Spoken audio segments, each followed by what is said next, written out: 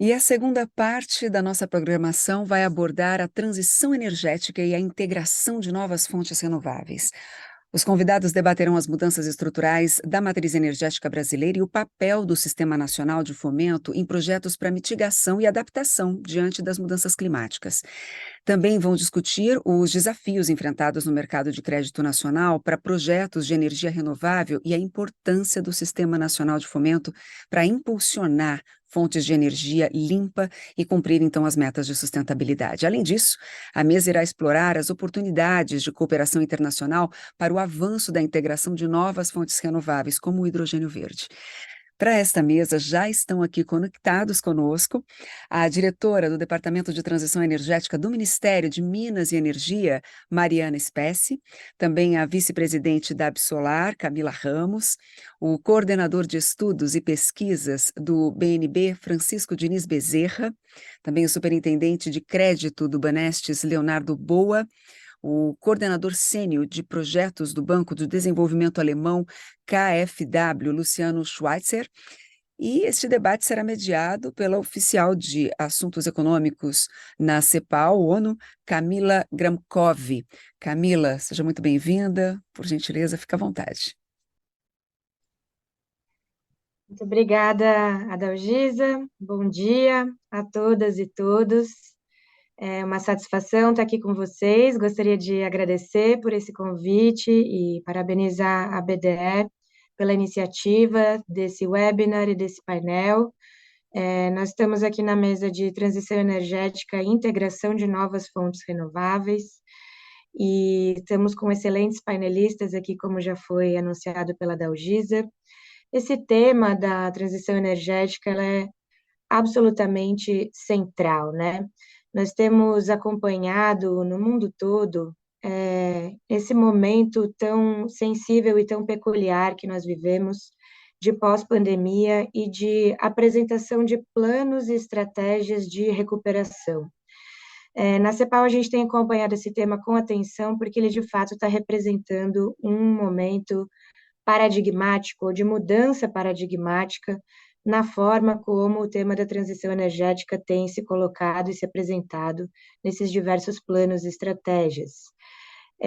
Nós temos ouvido falar de terminologias como o Global Green New Deal, a recuperação verde, a recuperação de baixo carbono, o crescimento verde. Na Europa, há o New Deal, nos Estados Unidos, o Build Back Better. Então, tem uma série de, não apenas conceitos e propostas, mas, de fato, políticas públicas, né, sendo implementadas nesse sentido. Segundo estimativas da Vivid Economics, hoje em dia, né, os estímulos fiscais verdes, eles já superam a casa de 1,8 trilhões de dólares. Isso significa que a agenda verde, em particular, ela não tem sido mais encarada ou apresentada como um obstáculo ao desenvolvimento, ao crescimento econômico. Pelo contrário, essa é uma agenda impulsionadora da recuperação da economia, dinamizadora da renda e dos empregos, ao mesmo tempo em que busca reduzir emissões de gases de efeito estufa e proteger o meio ambiente. Nesse contexto, né, a transição energética e o papel das novas fontes renováveis tem ganhado enorme destaque, né? Eu já mencionei aqui o New Deal europeu, em que as energias renováveis aparecem de forma destacada nesse plano, também no Build Back Better, né, dos Estados Unidos, no governo Biden, esse tema também exerce papel central. Nós temos visto um número crescente de políticas públicas. Hoje, no mundo todo, existem mais de 100 instrumentos de políticas públicas para promover inovação em energias limpas, né? Então, as políticas voltadas para a promoção de pesquisa e desenvolvimento de P&D ligadas a clima, hoje o número, né, dessas políticas já superam 100 instrumentos de políticas públicas. Então, eu queria iniciar esse painel colocando esse reposicionamento ou esse papel que a agenda de transição energética de novas fontes renováveis tem assumido, que é esse duplo papel, né? Por um lado, de promover a redução das emissões de gases de efeito estufa, contribuir aí com o esverdeamento ou a descarbonização do setor energético, mas também um papel econômico, um papel de desenvolvimento, né? Um setor em que de fato podem ser criados empregos, novas oportunidades de negócios, entre outros objetivos. Eu vou convidar aqui os nossos painelistas, né, que vão trazer suas exposições sobre esse tema. Peço a gentileza para vocês se manterem dentro do tempo previsto. Eu vou passar um sinal aqui para vocês. Temos aproximadamente 12 minutos para cada intervenção.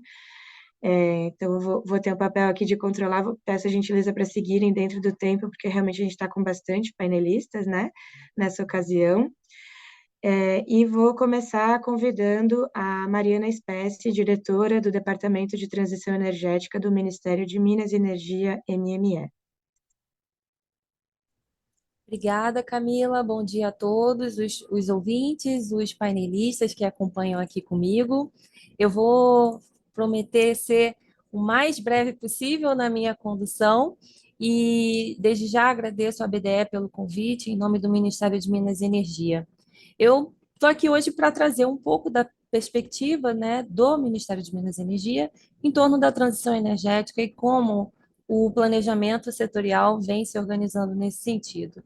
Então, só para trazer uma contextualização rápida e breve, o presidente Lula teve a oportunidade de acompanhar a nossa primeira reunião do Conselho Nacional de Política Energética, o CNPE, logo em abril desse ano, e ele trouxe a transição energética como sendo um dos temas de atenção da atual administração federal como objetivo de programa de investimento do país.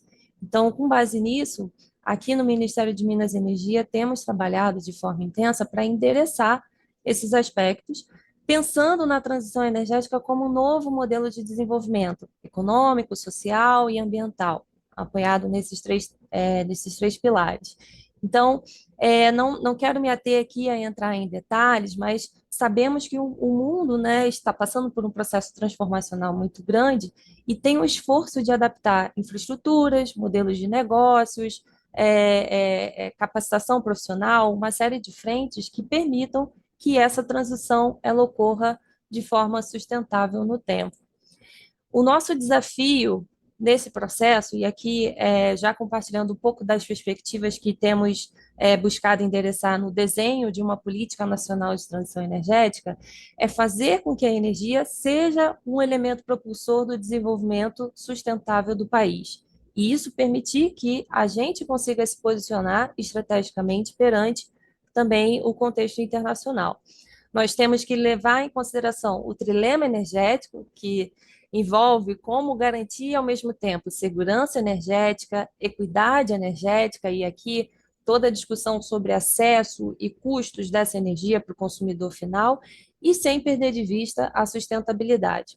Ao mesmo tempo, a gente também não pode abrir mão de fazer com que os objetivos de desenvolvimento, né, não sejam deixados de lado, né? Então, pensar em como que isso pode fomentar uma reindustrialização do país, ao mesmo tempo que estamos engajados no combate à mudança climática, garantimos a conservação da biodiversidade e da qualidade ambiental, geramos emprego e renda, favorecemos a inclusão social, enfim, uma série de aspectos que temos hoje no radar. O Brasil, falando muito especificamente da sua condição, né, atual, a gente tem parte de um potencial muito diferenciado. O Brasil tem uma das matrizes energéticas mais limpas dentre as grandes economias. A gente tem uma abundância de recursos energéticos que muitos outros países não têm. Nós temos um histórico de produção sustentável de bioenergia, temos um mercado doméstico relevante, somos a maior economia da América Latina, temos capacidade tecnológica e de inovação em energia e vimos buscando endereçar isso por meio do desenho de políticas públicas. A indústria de petróleo e gás tem uma alta capacidade de adaptação e de investimento, então temos várias potencialidades que permitem, ou permitiram, melhor dizendo, que a gente constituísse algumas visões sobre como podemos, que caminhos o Brasil pode trilhar em relação à sua transição energética. Dada a nossa condição diferenciada de outros países, nós buscamos exercitar alguns cenários que não são determinativos, obviamente, mas que sinalizam caminhos possíveis, que a gente pode perseguir como país, e considerando toda a contribuição no contexto internacional que o país gostaria de alcançar, para essa questão da transição energética. Não vou entrar em detalhes aqui, mas acho que é importante dizer que a gente já tem uma base, né, de produção de energia na base da hidroeletricidade, com uma elevada participação de biocombustíveis e uma participação crescente de fontes renováveis, como é o caso da eólica e solar, que tem batido recordes, né, ano após ano, de capacidade instalada no país. Nós temos a perspectiva de crescimento do consumo per capita de energia, o que traz um desafio de fazer com que esse crescimento se dê de forma sustentável também, né, dado o aumento da população, a alteração dos perfis de consumo de energia e por aí vai. E temos o nosso desafio grande de buscar soluções que enderecem hoje setores produtivos que contribuem mais intensamente para o nosso perfil de emissões. E aqui a gente fala especificamente do setor industrial e de transportes, que são hoje, na nossa perspectiva, aqueles que merecem uma atenção maior em termos de investimento para a descarbonização. Eu não vou entrar em detalhes, mas acho que é super importante ressaltar que a transição energética ela vem acompanhada de um aumento da resiliência das cadeias de suprimento globais, é uma preocupação de ordem internacional, e o Brasil também tem que ter um olhar atento a isso, porque isso pode se traduzir em oportunidades aqui para o país, mas hoje a gente vê uma concentração muito grande em algumas regiões ou países no mundo.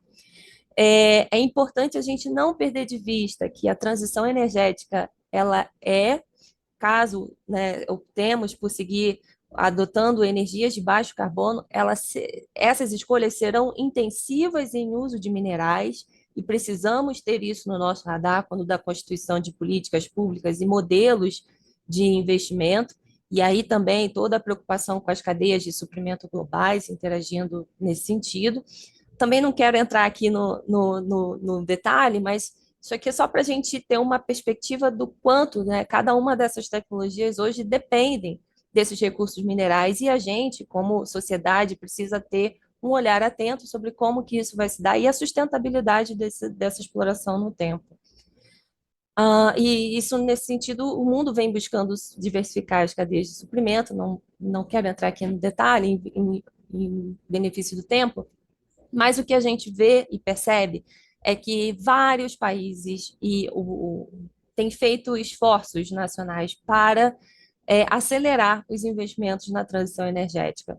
A Camila, na sua fala de abertura, demonstrou alguns dos exemplos, né, trazidos pela Europa nessa corrida, também pelos Estados Unidos nessa corrida. E um aspecto que é importantíssimo ressaltar aqui, que eu gostaria de deixar como marca, é que para que o mundo alcance o net zero, né, até 2050, ainda há muito a ser feito. E a alocação de recursos e de investimentos é fundamental para esse processo. Eu não quero explorar em exaustão esse gráfico aqui que a Irena publicou em um dos reportes recentes sobre os cenários que o mundo precisa perseguir para alcançar 1,5 graus a menos, mas eu gostaria muito de chamar a atenção sobre a importância que a gente precisa dar para os processos de inovação, para o investimento em inovação. A gente tem hoje um caminho muito importante a perseguir nessa rota, em especial porque já temos várias tecnologias que já estão avançadas nas etapas de pesquisa e desenvolvimento, mas que ainda não receberam investimentos em nível adequado para que elas ultrapassem para uma outra etapa de demonstração e para que ganhem escala comercial. Então, esse aspecto ele é muito importante. De todas as informações que estão nesse gráfico, eu daria destaque para essa, porque precisamos, como sociedade, e dado que temos aqui a discussão em torno de sistemas de fomento e tudo mais, e todo o ecossistema de inovação, a gente precisa ter um olhar atento para essa questão também, como sociedade. Queria trazer aqui em detalhe como a gente está organizando aqui pelo MME.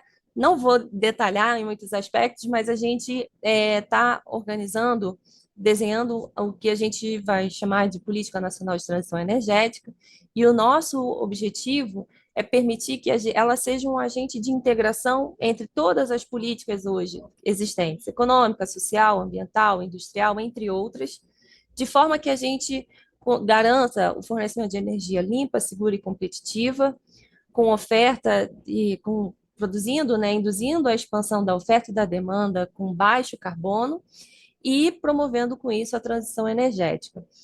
Nós estamos considerando alguns direcionadores políticos nessa construção, dentre os quais eu destaco a reindustrialização, o combate à pobreza social e promoção da inclusão social, pobreza energética e inclusão social também, participação social e diversidade, redução das emissões do carbono e adaptação climática, tendo em vista que também estamos sujeitos a todos esses processos decorrentes do que já está acontecendo no mundo afora, e o Brasil não está de longe disso, em termos de adaptação climática. A gente tem clareza de que essa é um tema que é muito transversal, e essa transversalidade ela envolve o uso de vários instrumentos complementares. Então, aqui é só para vocês terem um pouco, né, do retrato do que a gente está considerando nesse contexto, dentre os quais o acesso a financiamento de baixo custo figura como um dos itens principais. E aqui o nosso objetivo é buscar, de alguma forma, estimular práticas não discriminatórias em relação a rotas tecnológicas, pois para a descarbonização a gente precisa considerar as várias opções que temos hoje disponíveis. Então, basicamente, a nossa política vai estar estruturada em dois eixos, um que trata da transformação setorial e outro que busca criar esse ambiente favorável para a transição energética no país, também organizando por tópicos, né? Eu não vou detalhar a parte do ambiente favorável, mas gostaria de deixar claro que, no contexto da transformação setorial, no eixo de transformação setorial, temos buscado tratar em diferentes níveis, no nível industrial, no setor de transporte, para a indústria de óleo e gás, para o próprio setor elétrico, que ainda retém oportunidades de aprimoramentos, e, obviamente, no setor mineral.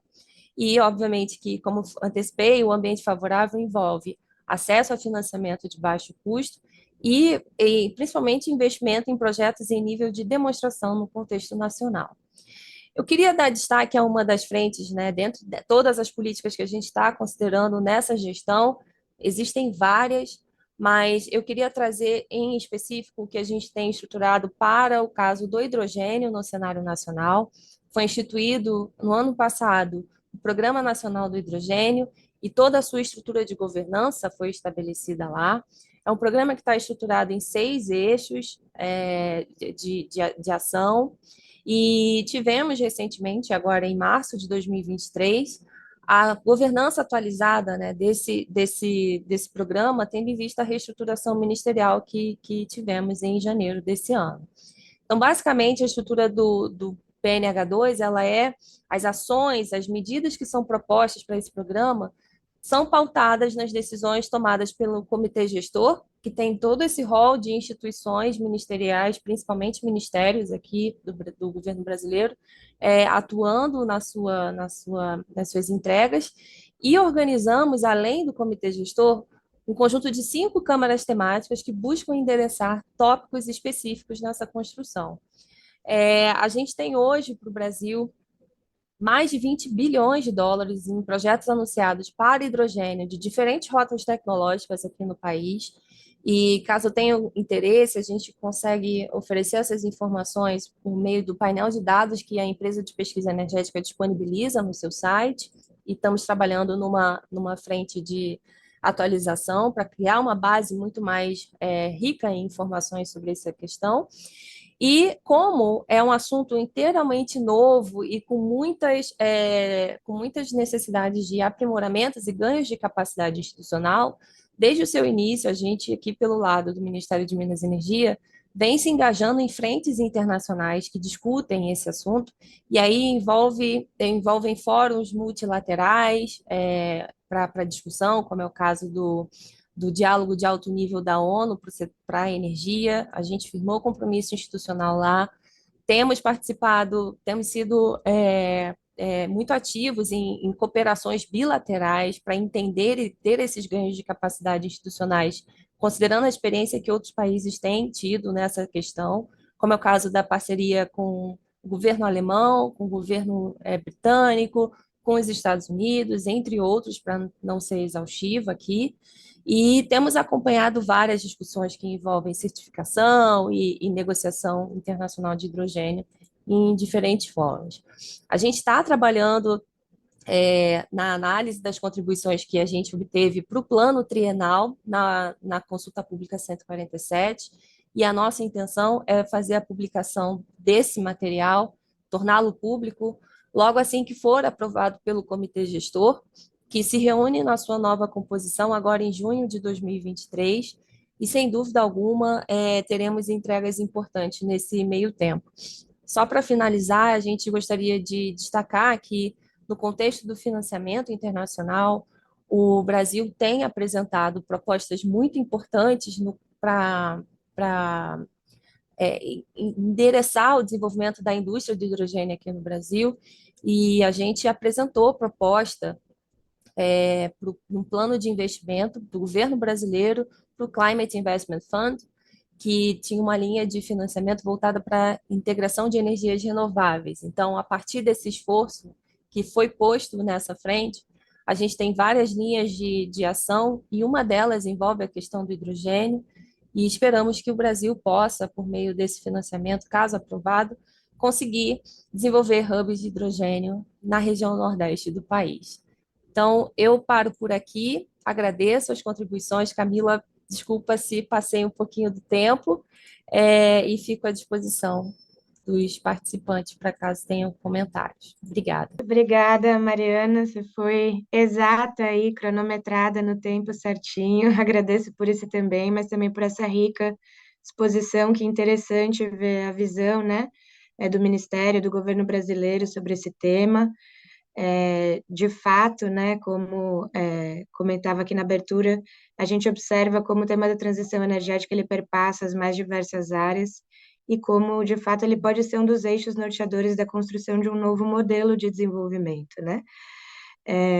Bom, eu vou me segurar aqui para não comentar mais, porque realmente tem muitos temas muito interessantes na sua fala, mas para a gente poder ouvir os demais painelistas também, eu vou passar imediatamente para Camila Ramos, vice-presidente da Absolar.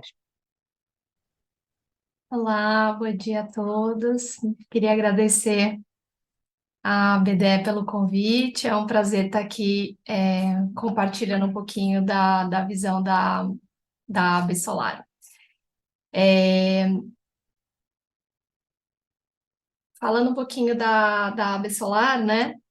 A gente representa e promove o setor fotovoltaico, de armazenamento também de energia elétrica, e também o setor de hidrogênio verde no país e no exterior, né? O hidrogênio verde foi mencionado agora pela Mariana, é um setor, né, muito importante para o nosso segmento de energia solar fotovoltaica, uma vez que a energia solar vai ser um dos, né, uma das principais fontes para prover, né, energia para a fabricação desse hidrogênio verde. Nós também acompanhamos o avanço desses mercados no Brasil, né? E servimos de ponto de encontro para debate no setor. Nós atuamos nos 26 estados do Brasil e no Distrito Federal, e representamos empresas nacionais e internacionais. Hoje a gente tem por volta de 700 empresas associadas à Absolar, que fala bastante, né, da pujança do setor de energia solar aqui no Brasil. Bom, falando sobre transição energética, a gente queria mostrar um pouquinho aqui, né, que o Brasil ainda subsidia mais as fontes fósseis, né, petróleo, diesel, gás natural, carvão. Em 2021, foram 118 bilhões de reais em subsídios para o consumo e para a produção de combustíveis fósseis, e em 2022 foram 12 bilhões de reais para custear termoelétricas fósseis a diesel, né, e 1 bilhão de reais para subsidiar termoelétricas a carvão, pagos pelos consumidores via CDE. Acho que é importante a gente mencionar aqui quando a gente está falando, né, de transição energética. As fontes renováveis recebem menos apoio, né, apesar de atraírem mais investimentos e gerarem 3 vezes mais empregos do que as fontes fósseis e contribuírem também para a transição energética sustentável. Então, a AB Solar tem trabalhado bastante para inverter essa lógica, né, com compromissos aí do novo governo, diminuindo subsídios para fontes fósseis e aumentando o apoio para as fontes limpas e renováveis. E também para a implementação de mecanismos de consideração de benefícios ambientais, conforme a Lei 14.120 de 2021, algumas propostas aqui da AB Solar para o tema de transição energética. Falando de recurso solar, né, por que no Brasil a gente tem visto esse setor crescer tanto, tão rápido aí nos últimos anos, né? O Brasil, ele possui um dos melhores recursos solares do mundo. Um sistema solar fotovoltaico aqui no Brasil, por exemplo, ela produz o dobro da energia elétrica que o mesmo sistema que fosse instalado na Alemanha ou no Reino Unido, por exemplo. E a energia solar fotovoltaica, ou o recurso solar fotovoltaico no Brasil é muito democrático. A gente consegue ver aqui no mapa do Brasil que a gente tem disponibilidade de recurso solar fotovoltaico excepcional em praticamente todo o território brasileiro. Então, quais são os países, né, que falando em energia solar no mundo, né, o Brasil com todo esse potencial, quais os países que mais investiram em energia solar em 2022, né? O Brasil foi o quarto no ano passado, instalou 9,9 gigawatts de energia solar fotovoltaica esse ano, na quarta posição, e em termos de capacidade instalada acumulada, o Brasil está na 10ª posição aí, já na verdade, a gente subiu essa posição, porque esse foi um snapshot aí do Global PV Markets, que é um relatório internacional, mas o Brasil, ontem a gente anunciou, nós instalamos 30 gigawatts, então a gente já pulou aí da 10ª posição, nem atualizamos aqui, que é um setor muito dinâmico, mas já estamos aí na sexta posição junto com a Austrália, tá? Então, crescendo bastante o Brasil. Mostrando, né, a gente viu no gráfico da Mariana, teve uma matriz energética, né? Então, só para não confundir quem está assistindo, né? Eu estou mostrando aqui para vocês só a matriz elétrica brasileira, tá? Não estou falando de matriz energética como um todo. Então, como matriz elétrica brasileira, a nossa última atualização aqui foi dia 2 de maio, a gente tinha por volta de 212 gigawatts de capacidade instalada na matriz elétrica total. A energia solar fotovoltaica representa aí 13,1% disso por quase, né, com os 30 gigawatts que a gente tem instalado. Se a gente considerar, muito importante mencionar aqui também, que aqui inclui projetos de energia solar fotovoltaica de grande escala, aquelas de geração centralizada, mas também os de geração distribuída, né, aqueles telhados solares e as usinas de geração distribuída remota também. Então, nós passamos a fonte solar aí nos últimos anos da menor fonte, né, acho que lá por 2013, 14 a gente ainda era 15, talvez a última fonte em termos de capacidade instalada. Em menos de 10 anos, aí passamos para a 2ª posição em capacidade instalada, só atrás da fonte hídrica, né, que tem 49,8% da capacidade instalada. Mostrando esse crescimento, né, que a gente tem acompanhado no setor, em termos de capacidade instalada, né, a gente passou aí de 8 megawatts instalados em 2012, quando foi o anúncio aí, o estabelecimento do sistema de compensação de energia, né, o net metering aqui do Brasil, e aí depois nós tivemos o início dos leilões, acho que, se não me engano, um leilão estadual em 2014, e depois os leilões federais, para nós vamos ultrapassar 35 gigawatts de capacidade instalada esse ano, né? 70% disso é geração distribuída, tá? São aqueles projetos de energia solar em telhados ou no local de consumo, né? Até 5 megawatts de capacidade instalada, e 30% disso são projetos de geração centralizada, tá? E mencionar também que a energia solar, eu acho que é a fonte que mais emprega no mundo, né? E desde 2012, o setor solar fotovoltaico aqui no Brasil já gerou mais de 868,8 mil empregos acumulados, tá? E falando de projeção, a gente gosta aqui na AB Solar de mostrar esse gráfico da Bloomberg, onde eles fazem uma projeção da matriz elétrica brasileira em 2050, né? Falando de transição energética aí, a visão da Bloomberg que é que em 2050 essa nossa transição energética continue acontecendo, né? Eu mostrei lá para vocês, quase 50% hoje é hídrica, a hídrica lá em 2050 representaria 30% e a gente teria outras fontes crescendo aí, né? A solar se mantendo agora na primeira posição, de acordo com a Bloomberg, né? Quase um terço aí da matriz elétrica a brasileira instalada em 2050, a hídrica com 30%, a eólica com 14,2%. Então, as fontes renováveis aí se tornando mais representativas na nossa matriz elétrica. Falando de financiamento, né? A AB Solar tem, eu sou inclusive, né, vice-presidente de hidrogênio verde e de financiamento lá na AB Solar, então a gente trata bastante desse tema de financiamento. Os 3 temas que a gente tem hoje dentro do grupo de trabalho de financiamento na AB Solar tem trabalhado para a viabilização de acesso às debêntures incentivadas e ao REID para a geração solar distribuída, né? É algo que já foi aprovado na Lei 14.300, mas ainda não foi regulamentado, então ainda não está, né, na prática não está acontecendo.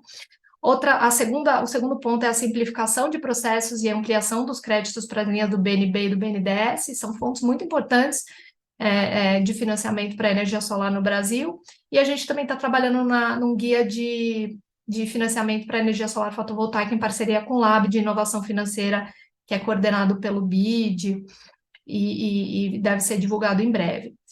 Falando de financiamento também, eu faço um acompanhamento anual aí do financiamento para energia solar e a gente atingiu um recorde, né? Já que o tema aqui que a gente tem falado nesse evento e também nesse painel tem a ver bastante com financiamento, foram quase 36 bilhões de reais financiados via instituições financeiras, tá? Então, estou falando de dívida aqui, seja de BNB, BNDES, CRIs, no mercado de capitais, tem CRIs, tem debêntures, para a energia solar no ano de 2022, tá? No ano passado. Então, um pouquinho mais de 35 bilhões de reais aí para mostrar a pujança. Isso não é investimento, tá?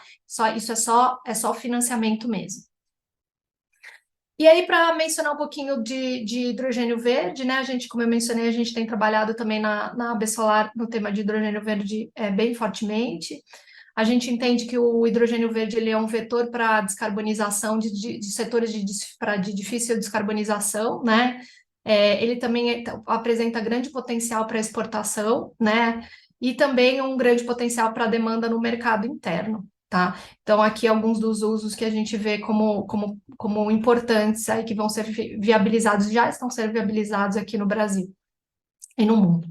E em termos de competitividade, né, desse hidrogênio renovável, né, a gente pegou um gráfico aí atualizado pela Bloomberg, ela entende, né, que em 2030, devido à abundância dos recursos renováveis, o Brasil pode se tornar aí uma liderança na produção do hidrogênio renovável, né, com competitividade de preço e capacidade produtiva em grande escala. A gente tem muita energia renovável abundante e competitiva aqui no Brasil para produzir esse hidrogênio, né? Então, se vocês verem aqui no gráfico, o Brasil estaria como o produtor com o menor custo, né, de produção.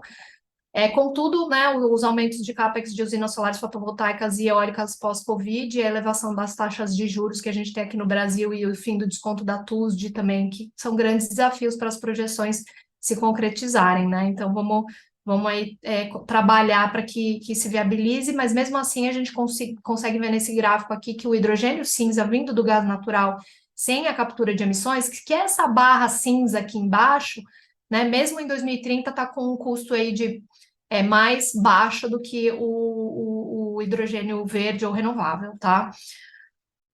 Né, o Brasil tem um grande potencial a ser explorado, né? Aqui também mostrando, comparando o Brasil com outros países no custo nivelado da produção do hidrogênio a partir de eletricidade renovável desde 2022, né? Começando aqui, o Brasil é essa linha roxa, tá? Então, hoje ela estaria acima da China, né? Só acima da China em termos de custo, mas antes de 2030 aqui, por volta de 2027, a Bloomberg vê o Brasil aí se tornando o produtor de hidrogênio mais competitivo. Convido vocês para conhecer um pouquinho mais a associação. alguns eventos aqui da AB Solar, organizados pela AB Solar, caso vocês tenham interesse em conhecer um pouquinho mais a associação. E o link aqui, né, para vocês verem a lista completa desses mais de 700 associados da AB Solar. Obrigado e fico à disposição para participar aqui do debate com vocês. Muito obrigada, Camila.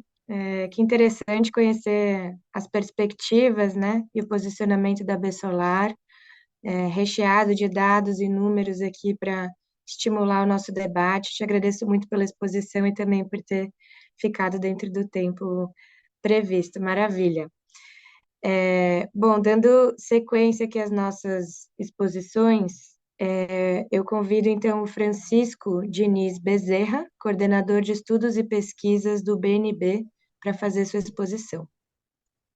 Bom dia, é uma satisfação poder contribuir para esse debate, um momento tão importante de mudanças na matriz energética do mundo, né, particularmente do Brasil.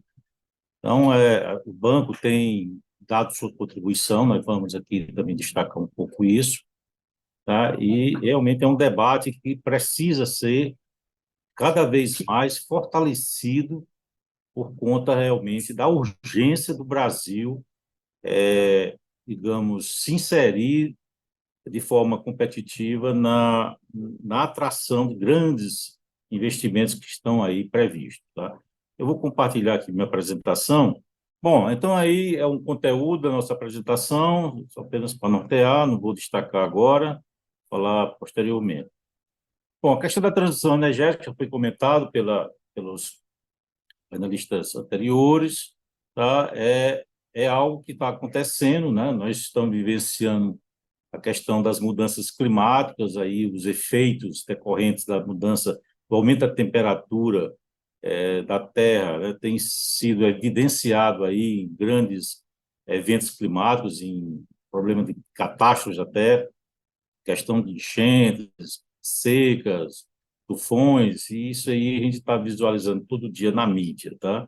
Então, por conta disso, nós temos, obviamente, o mundo, né, percebeu que tem que agir para evitar que isso seja mais exacerbado, né? E aí vem um marco importante dentro desse processo, foi o Acordo de Paris, que, digamos, mais de uma centena de países se comprometeu em dar sua contribuição para que o planeta não tenha, né, uma elevação da mais de 2 graus Celsius, o ideal seria 1,5, né, em termos de meta, do nível do pré-industrial, né, de forma que nós sabemos o que é que pode provocar caso não venhamos a agir nesse sentido, tá? E dentro dessas ações, né, as energias renováveis têm um papel relevante, né? Nós sabemos, né, que é necessário descarbonizar o planeta e, para isso, as fontes alternativas de energia e o hidrogênio verde são alternativas que podem substituir os derivados de petróleo, de carvão mineral e outros combustíveis fósseis, tá? E o Brasil, como o mundo, tem experimentado aí um crescimento expressivo, mostrado na apresentação da Camila, digamos, um crescimento substancial na fonte solar e também na fonte eólica, né? E já dentro desse processo de mudanças climáticas, tá? De transição energética, tá? E o mercado de hidrogênio é algo que vai ser, pelo menos as projeções mostram que em 2050 seria algo de 2,5 trilhões de dólares, corresponde mais ou menos a metade do que é hoje o mercado do petróleo, tá? Portanto, é algo que o Brasil não pode perder essa oportunidade diante da competitividade que tem, tá? Já foi comentado um pouco, mas só para reforçar, tá, a importância do hidrogênio verde como um vetor de descarbonização, tá? Estou vendo aí do lado esquerdo, no caso, a indústria do aço, que representa 7% das emissões globais, tá? A tendência é as empresas partirem para o aço verde, que seria, no caso, a produção do aço utilizando hidrogênio, por exemplo, e com isso realmente contribuir para evitar mais emissões. Inclusive, a ArcelorMittal, aqui no estado do Ceará, já está com esse processo, adquiriu recentemente a CSP, tá? E já vai mudar, no caso do carvão mineral, que é utilizado atualmente, para o hidrogênio, já visualizando o aço verde. Tá? E o cimento verde também é uma tendência. Questão de fertilizante, o Brasil é muito dependente dos fertilizantes produzidos fora do país, e tem aí uma grande oportunidade de se produzir fertilizantes, digamos, sem menores impactos. A questão de transportes também, ou seja, existe aí uma grande leque de opções, de oportunidades que nós podemos aproveitar. Se nós fizermos o dever de casa, o Brasil poderá realmente ser um país que gerará muito benefício em termos de geração de renda para a sua população, tá? Isso aí já foi comentado também, tá certo? Pela Camila, só para reforçar, hoje não é competitivo a produção de hidrogênio verde, tá? Segundo estimativas, é de 3 a 8 dólares o quilo, comparativamente a hidrogênio cinza, 0,5 a 1,7 dólares por quilo. Então, ainda está um pouco distante. Mas alguns países estão, como o caso da Alemanha, lançando editais para subsidiar essa diferença de preços, tá, com vistas a tornar o hidrogênio verde competitivo. Tá? Então, mas o futuro é algo que tende realmente a mudar essa realidade. Né?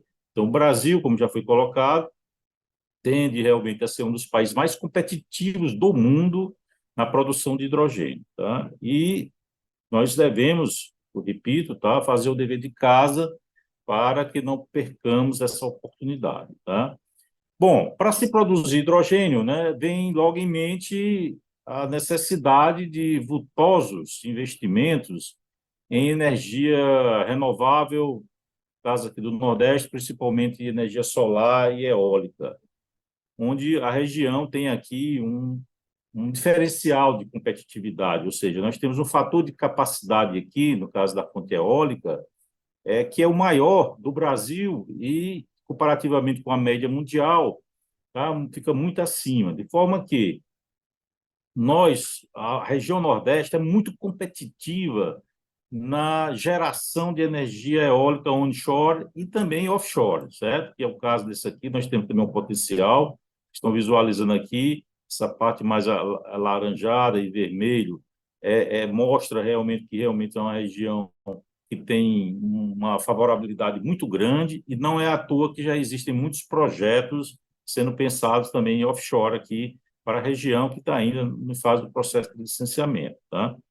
Bom, no caso da energia solar, já foi comentado também, tá certo? Mas só para reforçar, a região Nordeste, estão visualizando aí nesse mapa, é uma região que digamos, tem um potencial enorme, não é à toa que a maioria dos grandes investimentos, tanto em eólica como também em solar, tem ocorrido nessa região. E dentro do Nordeste, a região semiárida é uma região privilegiada, principalmente porque tem pluviosidade mais baixa, e isso realmente é favorável, no caso, à radiação solar. Tá? Então, vocês estão vendo aí que o Nordeste tem uma radiação solar aí de 5,5 kWh por metro quadrado dia, bem acima da média do Brasil e de países como a China e a Alemanha. Tá?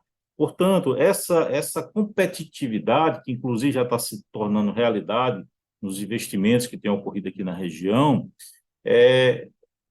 tende realmente a serem, digamos assim, crescerem em ritmo exponencial, dada aí a pujança aí dessa indústria do hidrogênio que está nascendo. Tá? Esse gráfico, eu gosto muito de mostrar, mostra que o Nordeste, no caso do subsistema Nordeste, tá?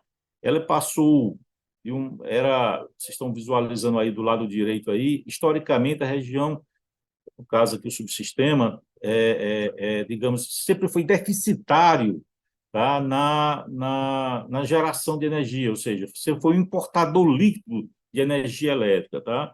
E a partir de 2020, a região começou a ser superavitária e de forma bem crescente, em 2022 aí realmente Tal. Vocês estão visualizando aí que houve um salto na geração, dobrou nos últimos 10 anos, onde houve um crescimento substancial aqui nesse verde, essa coluna verde, da fonte eólica e também da fonte solar, que também tem crescido nos últimos anos. Tá? Então, essa é a tendência, cada vez mais essas fontes vão ser mais representativas na matriz elétrica aqui da região Nordeste, principalmente se vierem esses grandes investimentos em energia, no caso do hidrogênio. Tá? E aí mostra que o Banco do Nordeste, tá, dentro desse processo de investimentos nessas fontes de energia solar e eólica, tem sido realmente um dos, digamos, das instituições financeiras que tem mais contribuído no Brasil para o crescimento da fonte solar e eólica. Tá? Apesar de nós termos digamos, atuação regional, nós atuamos no Nordeste, todos os estados do Nordeste, Norte de Minas Gerais e Norte do Espírito Santo. Então, de 2018 a 2022, o banco aportou aproximadamente 28, 29 bilhões de reais nessas fontes, dando aí sua contribuição. Esse mapa aí mostra aí que boa parte desses projetos estão no semiárido, tá? Que realmente é importante, é uma região que tem desafios, né, atrair investimentos, tá? E no caso da eólica e da solar, tem encontrado nesse espaço do semiárido um grande, digamos assim, localidades que têm digamos assim, favorabilidade à implantação desses empreendimentos. Tá? Também na área de geração distribuída, o Banco do Nordeste tem dado sua contribuição.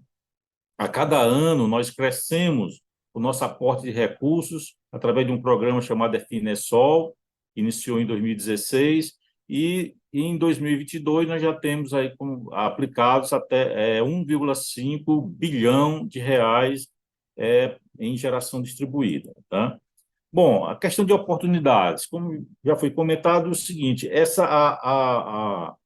esse boom do hidrogênio, tá, que está acontecendo no mundo, tá, muitos players internacionais têm olhado aqui para a região Nordeste.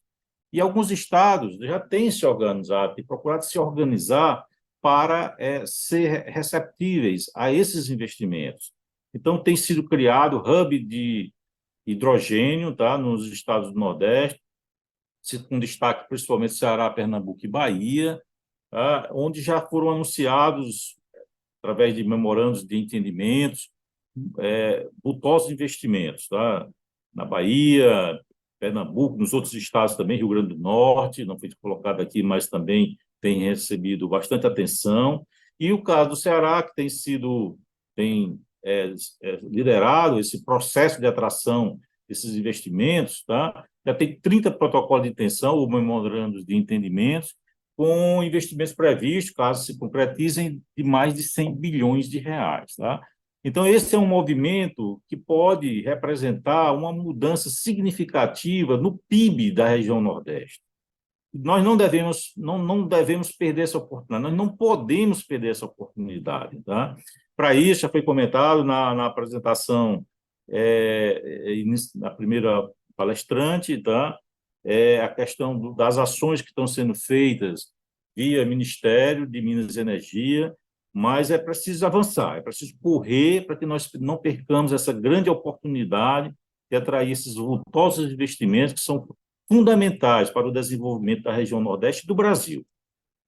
Aqui mostra, esse já está um pouco desatualizado, sexta-feira passada eu recebi a informação que não são mais 24, porque aí tem 24 aí, empresas, né, que já declararam o interesse de investir aqui no hub do Ceará, mas já são 30, né, ou seja, já está desatualizado. Então, a velocidade com que isso está ocorrendo é uma coisa fantástica. De 2 anos para cá, essa profusão de interesses aqui na região, digamos, de construir plantas não só de hidrogênio, mas também de energias renováveis, eólica e solar, para atender esse mercado, tem crescido de forma exponencial e isso é muito importante. Tá?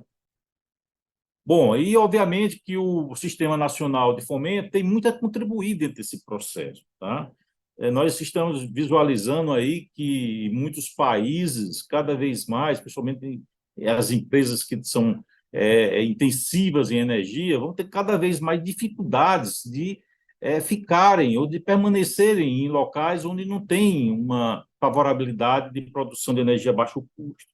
E a região Nordeste, o Brasil tem, a região Nordeste em particular tem, tá? Isso seria uma oportunidade de aproveitar, digamos assim, talvez vai haver um movimento aí de mudanças de localização dessas empresas intensivas de energia, e a região aqui tem todas as condições de receber esses investimentos, tá? A questão do marco regulatório, tá? Eu acho que é importante o Brasil estar atento para não perder o time, né? O mundo inteiro, muitos países já têm realmente seu marco regulatório definido, já tem planos definidos de atração de investimentos, e o Brasil precisa correr, tá? É muito complicado se pensar tanto para os investidores como para o financiamento, investir bilhões de reais em uma planta se não tiver um marco regulatório consolidado, tá? A questão do fomento, foi comentado também, do mercado interno, tá? Se tem espaço enorme para exportação, tem também um espaço enorme no mercado interno para empresas que podem fabricar produtos verdes, né? O aço verde, no caso, o cimento verde, como já foi comentado, e uma série de produtos que cada vez mais os consumidores vão ficar exigentes em exigir produtos que tenham menos impacto ambiental. E, para isso, nós temos todas as condições realmente de ser competitivos, tá? E também o Sistema Nacional de Fomento pode contribuir muito na consolidação desses hubs, toda a cadeia produtiva, né, que vai requerer vultosos investimentos nas próprias plantas, né, de hidrogênio verde, na geração de energia renovável, que são essenciais para as plantas do hidrogênio verde, também na transmissão. O ministro de Minas e Energia anunciou recentemente mais de 60 bilhões de reais de investimento no Nordeste. Isso é fundamental para consolidar, para aproveitar áreas que têm uma vocação fantástica para a produção de energia solar e eólica, mas sem linha de transmissão, isso fica inviável, tá? A adequação dos portos é necessário também, armazenamento de gás, transporte do gás, aí via gasodutos, caminhões, ou seja, há um conjunto de investimentos que precisam ser feitos, que o Sistema Nacional de Fomento, os bancos e também o mercado de capitais tem muito a contribuir, tá? Então, era isso. Peço desculpa se eu tiver ultrapassado o tempo, Camila, tá? E fico à disposição para perguntas e esclarecimentos adicionais. Muito obrigado pela oportunidade. Perfeito, muito obrigada, Francisco Diniz, que interessante, né? Acho que a gente teve aqui já uma visão do governo, das políticas públicas, da Absolar, né? Setor produtivo, solar, e agora com a sua fala a gente teve uma visão concreta da região Nordeste, das oportunidades e dos desafios, e também do que o Banco do Nordeste já tem feito, né? Para apoiar e financiar essa transição. Bom, eu convido imediatamente o Leonardo Boa, superintendente de crédito do Banestes, para fazer sua exposição, por gentileza. Obrigado, Camila. Obrigado à BDE pelo convite, né? Também convidar o Banestes para esse fórum.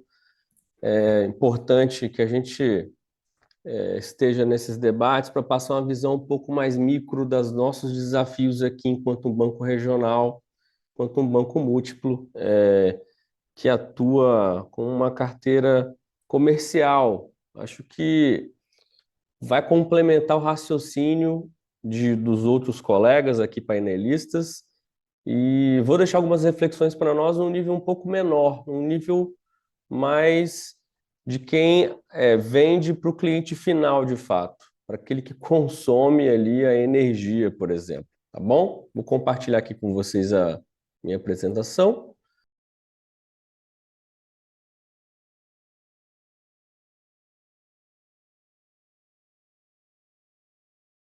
Então, falar um pouquinho rapidamente aqui de como que o Banestes está, e depois prometo ir para as reflexões para contribuir aqui com o debate. Então, o Banestes é o Banco do Estado do Espírito Santo, tem uma atuação no Estado do Espírito Santo inteiro, o único banco que está presente em todos os municípios, um banco que conhece a realidade de todas as praças do Estado do Espírito Santo. A gente tem os colegas do Banco do Nordeste aqui no norte do nosso estado, né? A gente tem uma parceria legal também com eles. A gente tem ações que atuam em todos os pilares, a ESG, dentro e fora, com linhas de crédito e atuação mesmo, de fato, do Banestes. Vou destacar algumas aqui, só para a gente ter uma noção de onde que o Banestes está, e vendo o último painel, né, da colega do Banrisul, mostra que a gente tem ido no caminho correto também. O Banrisul é um banco do qual nós nos aproximamos muito em termos de atuação. Então, o que a gente tem, gostaria de destacar para vocês, tá? O Banestes tem um programa de microcrédito que é um exemplo para outros estados, inclusive. A gente está fazendo 20 anos de programa de microcrédito. Nosso crédito é uma parceria com o estado, prefeituras e a nossa agência de desenvolvimento aqui do estado. A gente já conseguiu conceder atender mais de 90 mil pequenos empreendedores que também têm necessidade de energia. E a gente tem um crédito de fácil acesso, um modelo de negócio muito aderente à nossa realidade. Esse ano a gente faz 20 anos, a gente deve aproximar de 1 bilhão de crédito concedido nessa linha. O que eu gostaria de destacar dentro dos pilares ESG? A nossa atuação junto às mulheres empreendedoras. Esse ano a gente conseguiu bater o recorde de concessão para mulheres empreendedoras. Isso é um orgulho muito grande para o Banestes. A gente também tem linhas de crédito verde, a gente chama de linhas de crédito verde, que são linhas de crédito agrícola, linhas de crédito de comercial, que financiam placas solares, veículos híbridos, e eu vou mostrar um pouquinho para vocês também um pouco mais à frente. Nós temos a marca do agronegócio também do Banestes, né? A gente atua em todo o estado com crédito agrícola e lá também a gente também financia a parte de energia para essas propriedades. A gente tem muito orgulho de ser uma empresa Great Place to Work. A gente conseguiu isso no ano passado, a gente reafirmou esse compromisso também de ser uma das melhores empresas para se trabalhar este ano. A gente tem um hub de inovação também, que trata de inovação das mais variadas em relação a crédito, recuperação, a atuação do Banestes enquanto instituição importante em todo o território do estado. No ano de 2022, a gente teve eu acho que foi um divisor de águas para o Banestes, que a gente conseguiu instituir a nossa política de responsabilidade social, ambiental e climática. A gente ganhou, né, a gente entrou no grupo seleto de empresas GPTW e a gente também aderiu ao Pacto Global. E aí a gente fez um plano de ações do Banestes. Eu gostaria de passar rapidamente aqui com vocês os principais pilares desse plano. Um deles é o controle de externalidades. Então, a gente quer que nossos produtos gerem, de fato, benefício para a sociedade, né? Atuando aí na redução de emissões de gases de efeito estufa. A gente vai atuar na mensuração, controle. A gente está nesse caminho para cumprir esse pilar. Outro pilar, gestão do risco socioambiental e climático. A gente quer fortalecer a nossa gestão de risco social, ambiental e climático, aprimorar a nossa gestão de riscos. Então, é um trabalho em conjunto de todas as diretorias do banco. A gente tem 2 compromissos básicos: monitorar o risco socioambiental e reforçar a transparência quanto à gestão das atividades relacionadas a questões climáticas. A gente tem outro pilar que é a sustentabilidade de negócios, é aí que entra um pouco mais a parte de crédito e é onde a gente vai fazer umas reflexões junto com vocês aqui. A gente quer, claro, fomentar a transição para uma economia de baixo carbono, né? A gente tem essa missão e a gente quer gerar produtos financeiros que considerem esses aspectos. Só que eu vou retomar aqui a fala da Camila Ramos, que eu achei muito interessante, quando ela mostrou um mapa solar aqui do Brasil. Ela falou que o recurso, né, a energia ali, a incidência solar é democrática, porque no Brasil tudo faz sol, né, Camila? Acho que foi nesse sentido, se eu entendi muito bem, foi nesse sentido. E a gente quer que o acesso ao recurso também seja democrático. Aí, quando eu falo de acesso, estou falando um pouco mais do financiamento mesmo, para quem consome energia, tá? É aqui que o Banestes entra. Para você financiar um projeto de energia solar para uma residência, no mínimo R$ 20.000. Nem todo mundo tem esse recurso, nem todo mundo tem capacidade de tomar esse recurso para financiar. Eu acho que, em alguma medida, tanto o desafio que a Mariana citou, de ter um financiamento de baixo custo, isso de escala mais macro, mas no micro também. Se a gente tem um financiamento de baixo custo, mas o preço do produto continua alto, não resolve muito a conta, né? A gente tem que ter as duas pontas do desafio sendo cumpridas. No Banestes, a gente tem linhas de crédito que vão exatamente nesse sentido. A gente tem energia, financiamento à energia limpa, e aí a gente está falando aqui sistema eólico, energia solar, e aí pensa no desafio que é para um banco comercial, quando eu financio uma placa solar, financio um equipamento de energia, qual a dificuldade no nível mais micro, né? Qual a garantia que eu vou exigir? Vou exigir a placa solar como garantia? Uma reflexão que a gente poderia fazer aqui. No caso de inadimplência, eu vou retomar a placa? Não faria muito sentido, eu não estaria cumprindo o meu objetivo, que contribuir para a mudança da matriz, né? Da transformação da matriz. Enfim, mas ao mesmo tempo, a gente, apesar de ter condições especiais para todos os clientes para o financiamento de energia limpa, o custo do dinheiro ainda é muito alto. E aí eu queria colocar para a gente refletir, de repente, num outro fórum, ou a própria BDE, mas aí, principalmente pela presença da Mariana aqui também, do Ministério, né, de Minas e Energia, acredito que a gente poderia pensar, de repente, assim, uma ideia, tá? Como que a gente poderia diminuir o custo do dinheiro para a gente financiar para o cliente final também? Porque não adianta eu ter a EDP preparada para fornecer ou viabilizar energia solar se eu não consigo financiar o cliente final para usar essa energia. Hoje a gente tem, dentro do depósito à vista, exigibilidades, certo? A gente tem lá 3% do depósito à vista, agora eu não me lembro do percentual direito, mas o percentual do depósito à vista vai ser direcionado para o microcrédito. A gente usa bastante, né? O Banestes acaba indo para a captação de DIN, inclusive. Por que não um pedaço desse para transformação energética, sabe? Conseguiria baixar meu custo, eu conseguiria emprestar melhor em custo muito mais baixo. De repente pode ser uma reflexão que a gente pode levar para cima, tá? A gente tem financiamento de carros híbridos e elétricos no Banestes. Só que o carro mais barato para eu financiar custa 140 mil.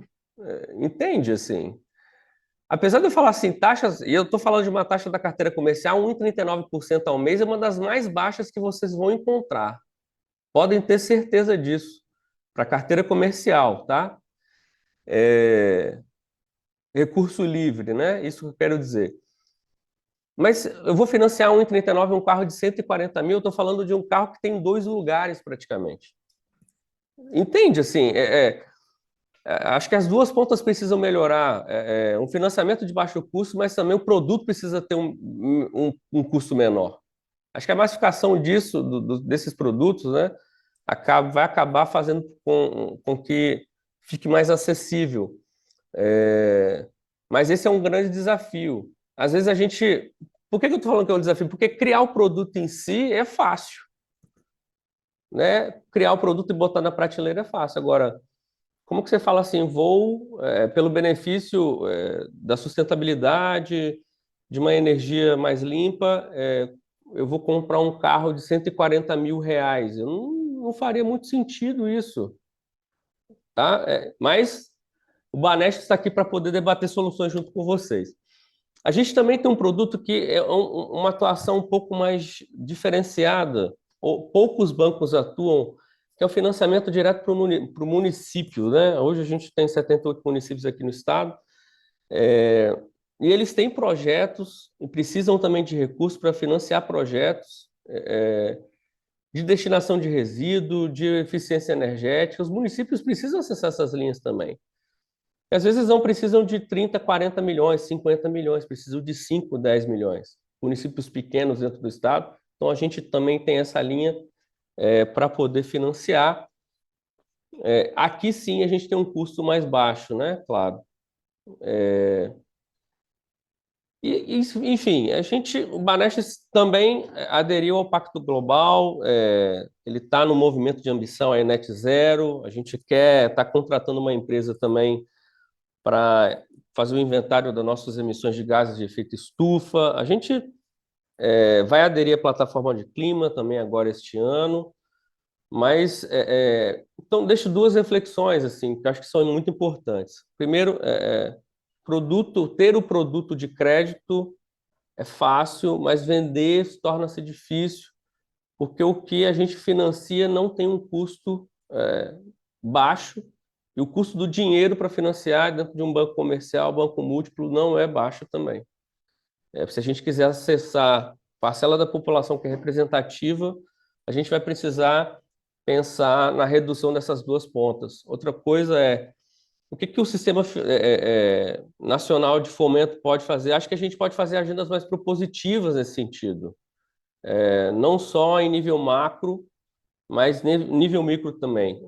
A gente viu que existem outros bancos múltiplos que estão dentro da BDE, por que não a gente fazer uma agenda mais propositiva debatendo esses pequenos casos que no total representa muito para a gente viabilizar. Tá bom? Estou à disposição, fico aqui com vocês e obrigado pela oportunidade. Tá bom? Perfeito, Leonardo. Muito obrigada pela sua exposição e pelas provocações aqui para o nosso debate, né? De fato, muitas das tecnologias verdes, né, as energéticas principalmente, são muito capital intensivas, né? Então, os veículos elétricos, né, com motores elétricos, eles são mais caros, é um custo de entrada maior do que os veículos a combustão, o mesmo para painéis solares, né? Mas eles também têm custos de operação e manutenção menores, né?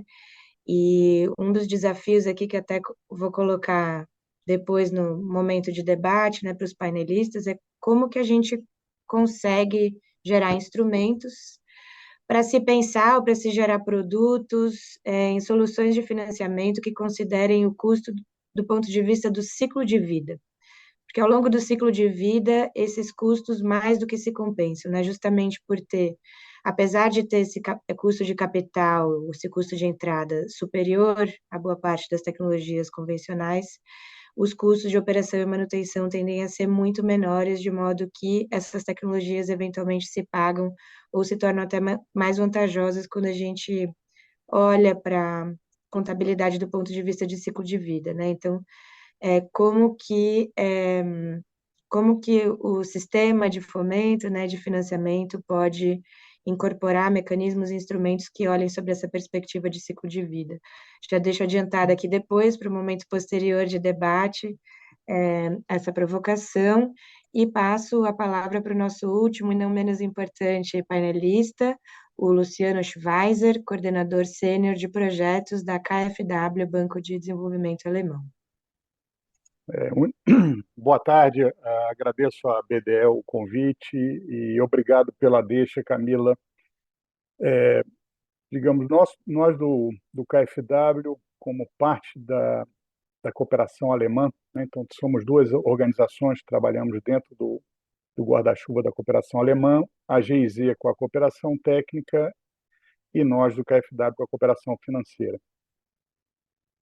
Então, o tema, digamos, de financiamento das questões e das transições importantes para o Brasil fazem parte da nossa agenda de cooperação já há alguns anos, né? Então, tivemos no painel anterior alguns parceiros, a BDE, propriamente dita, com a CVM, com o projeto Fibras, né, de Finanças Brasileiras Sustentáveis, apoiando uma série de iniciativas para ver qual o papel das finanças sustentáveis nas transições necessárias para uma economia mais amigável ao clima e como é que você financia esses projetos, né?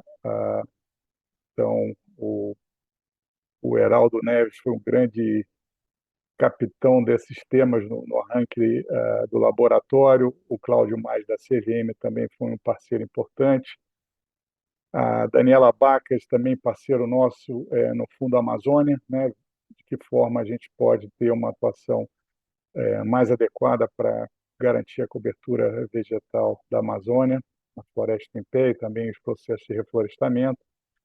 Se somou também a esse esforço o Banco do Brasil. Tivemos aqui também um Project Champion importante desse tema, que foi o Henrique Vasconcelos, também no painel anterior. E agora, digamos, chega a nossa hora de pensar também na transição do ponto de vista energético, e a gente está vendo, digamos, dois desafios importantes, não só pelo volume envolvido, mas também pelas oportunidades que isso pode gerar para os negócios no Brasil. Então, eu sempre lá atrás adotei o mantra, né, de que negócios verdes são bons negócios, tem que ser bons negócios. Então, como é que você ajuda a construir e fazer esse caminho? Então, acho que a preocupação do nosso colega do Banesh, Leonardo, colega de painel Leonardo Boa, é importante, né? Na verdade, o setor privado não nasce em árvore, né? A gente, apesar de amanhã eu vou implantar isso, não, se não tiver ninguém do setor privado para implementar, não vai. Então, você vai ter que inicialmente desenvolver. Então, acho que essas questões são importantes para a gente ver que essas transições também tomam tempo, né? Então, eu comecei a trabalhar com o tema energético no começo da década de 2000, onde tecnologias eólicas, né, eram um absurdo, né? E a solar era algo impensável. Não, isso é brincadeira de ONG, né? E hoje são uma realidade, estão transformando todo o tecido energético do Brasil, então, especialmente do Nordeste. Então, acho que o primeiro grande desafio, digamos, que é um bom negócio, que a gente vê como uma boa oportunidade, é a questão da eletromobilidade como uma primeira oportunidade para ajudar essa fila a andar. Então, as indústrias não vão produzir se não houver demanda. Se não há demanda e não há indústria, os preços são caros. Então, como é que a gente entra na eletromobilidade ajudando como toda fila de adoção de tecnologia, sempre tem as pessoas que adotam antes do tempo, depois você tem o pessoal que começa a experimentar para tentar entender quais são as vantagens, e aí sim você começa a escalar todo o crescimento e a transformação começa a acontecer. Então, na eletromobilidade, nós estamos apoiando, né, o primeiro elo, que seria a troca de equipamentos, digamos, a diesel por equipamentos funcionando a energia elétrica.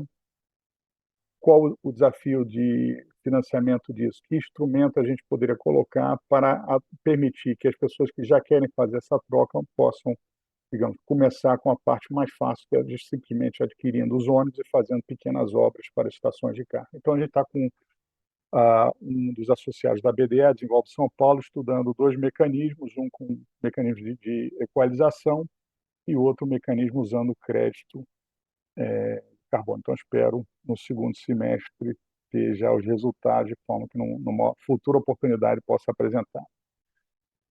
E, obviamente, a troca de ônibus é o primeiro elo, né? Quando você trocar os ônibus, trocar os equipamentos, as peruas, vem os táxis, as frotas de carro de aluguel, carros pessoais. Por trás disso vem as mudanças e as oportunidades que vão surgir. Então, os municípios podem passar de consumidores de energia e virarem geradores e fornecedores de energia nos seus municípios, né? Se você começar a implantar a geração distribuída por todo o município. Os negócios vão mudar, né? Então, as oficinas mecânicas vão começar a perder relevância, né? Como em vários exemplos de livro de economia, né? Quando surgiu o carro autopropulsionado, né? As fábricas de implementos para charrete simplesmente desapareceram. Então, acho que, em última instância, toda a adaptação do sistema energético para aguentar a carga, né, e suportar a entrada desse novo consumidor no grid, que seriam os veículos elétricos. Então, é um grande processo que tem grandes desafios, mas também grandes oportunidades para o setor privado e, obviamente, para os agentes de financiamento dessa transformação. O segundo grande bloco que a gente está apoiando no marco da cooperação alemã é a transição, né, e as oportunidades que o hidrogênio verde vai gerar e todo, digamos, eu diria que é um setor inteiro novo, né? Então foi mencionado aqui pelo Francisco do Banco Nordeste a questão das siderúrgicas usando hidrogênio verde. Então, junto com o hidrogênio vem uma série de produtos relativos novos, né, byproducts e produtos que podem também apoiar a transformação da energia, digamos, do consumo de energia em outros setores, né? Então, hoje também o pessoal fala que é um sonho, sempre me lembra o pessoal falando da energia solar no começo desse milênio.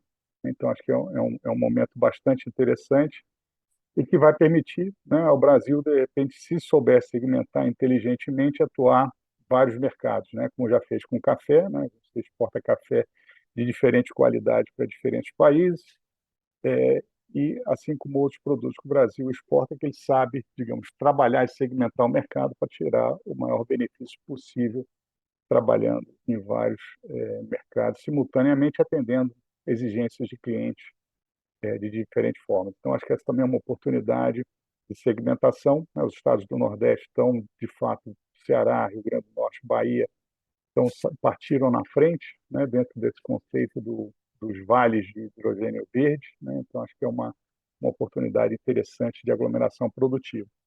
E nós, do KfW, lançamos na COP do ano passado, em novembro, a plataforma PTX, que vai complementar o trabalho da GIZ, que a GIZ já vem fazendo no Brasil com 3 projetos, basicamente o H2AP, né, para apoiar projetos pilotos de produção de hidrogênio verde, o H2 Brasil levando a parte técnica e de conhecimento para o Brasil inteiro, e o E2, que trabalhou com, digamos, tecnologia de estocagem. Então, eu vou me permitir compartilhar rapidamente uma apresentação. Eu vou só botar 2 lâminas para, digamos, compartilhar com vocês um pouco qual é a ideia da plataforma PTX que nós, digamos, lançamos. Então, o desafio dessa plataforma é trazer a convergência de preços do hidrogênio verde para os preços hoje praticados por hidrogênio gerado de outras fontes, né? Hoje, hidrogênio entre 4 e 6 dólares, e a meta é trazer isso para algo em torno de 2 dólares em 2030. Né? E, obviamente, de 2030 a 2050, uma convergência, eventualmente, vantagem do ponto de vista do hidrogênio verde. Do ponto de vista de financiamento, né, como a gente financia, né, as pessoas que estão entrando nesse negócio, então, muito fortemente em cima de subsídios, digamos, apoio, né, doações para projetos pilotos, e aí a gente vai começar a andar para a área mais de business. Como é que você ajuda a dar escala a esses projetos, como é que você promove aglomerações industriais e, por fim, digamos, você passa isso, como hoje acontece com as energias eólicas, onde o mercado de capitais e o mercado financeiro tradicional consegue financiar naturalmente. Então, a gente tem um gap aí de provavelmente 15 a 25 anos, em que o papel dos bancos de desenvolvimento vai ser muito forte em ajudar essa, digamos, essa curva de adoção e de aperfeiçoamento da tecnologia a avançar.